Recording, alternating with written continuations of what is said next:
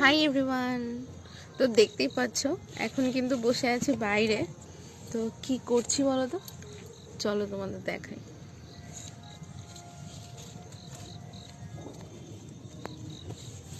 এই দেখো, মা উনুনে কিন্তু আজকে সরা পিঠে বানাচ্ছে।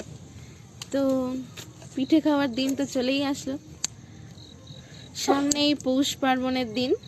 তো তাই আমাদের শুরু হয়ে গেছে। তো মা বলল চল প্রথমে ট্রাই করি উনুনেই। তো চলো, এটা যখন ওঠাবে তখন আবার তোমাদের দেখাবো কেমন হলো পিঠেটা।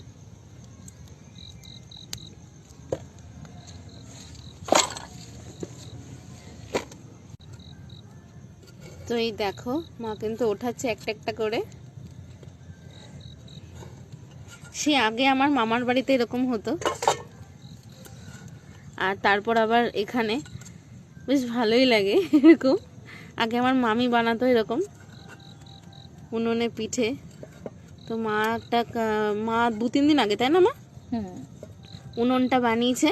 তো তারপর বলছে চল তাহলে আজকে পিঠেটা এটার মধ্যেই বানানো যাক। আমি ঠিক আছে চলো। তো এখানে মা, বাবা, আমি সবাই মিলে বসে আছি।